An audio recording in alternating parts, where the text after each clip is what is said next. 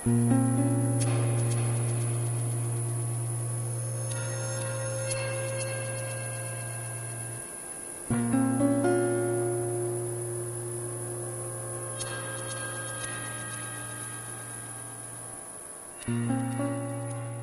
next speaker is Richard Heinberg, and he is our country's leading expert on peak oil. He's also an educator and full faculty member of the New College and an author of 9 books. And he's also currently a senior fellow at the Post-Carbon Institute. So give him a warm welcome.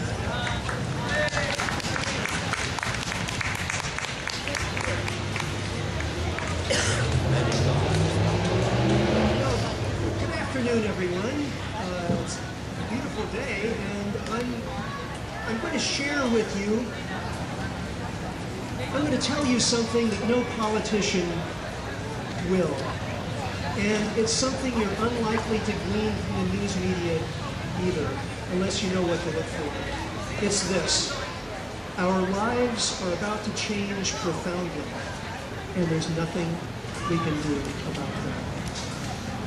Now, why do I know this? What am I talking about?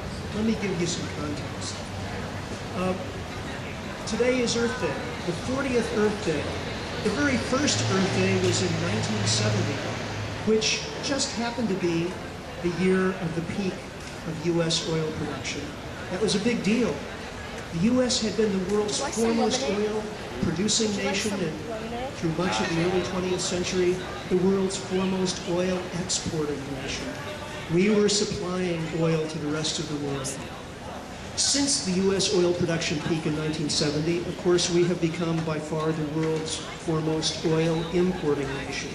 It's changed our economy, it's changed our foreign policy, it's changed a great deal about our country and our way of life. It's happened slowly enough that we haven't really noticed in some ways as this has happened. And yet, the scale of the transformation is extraordinary. Well, we are embarking now upon a change even greater. We're getting feedback here. Can someone, I don't know who's doing the system? Okay. Currently, we are seeing the peak of global oil production. Now that means of all the world's oil-producing countries, and there are dozens of them, the majority are seeing declining output. Now why is this important? Because we depend on oil for almost everything we do in this economy. Certainly for transportation, we depend on oil for running our cars, trucks, planes, trains. 97% of our transport energy is from petroleum. So the reality that the world is going to have less and less as time goes on is of extraordinary significance. A report was just released to the U.S. military from the Joint Operating Environment of the U.S. Joint Forces Command. Now, I told you I was going to share information with you that you're not seeing in the mainstream media and no politician is telling you. Well, it is being discussed in some circles. The military is talking about it. This report, which was released just last week, says, quote, "A severe energy crunch is inevitable without a massive expansion of production and refining capacity. By 2012, surplus oil production capacity could entirely disappear, and as early as 2015, the shortfall in output could reach nearly 10 million barrels per day." Now this is a bright blinking warning light on the dashboard of the nation, and yet virtually none of us is aware of it. I want to take us back to the 1970s again. Remember, 1970 was the first Earth Day. 1972 was the year when a book was published called Limits to Growth. It went on to become the largest selling environmental book of all time. Limits to Growth was a report on a study that had been done. It was the first computer modeling study of population growth and resource consumption.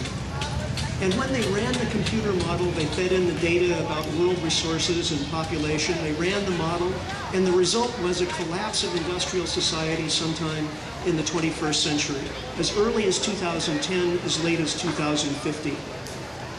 Now, the reason peak oil is important is that it is the first of those limits to growth.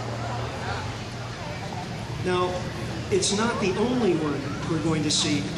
Probably the next one, or the next really important one, is going to be, paradoxically enough, surprisingly enough, the Chinese economy. The Chinese economy is in a bubble, and it's dependent on coal.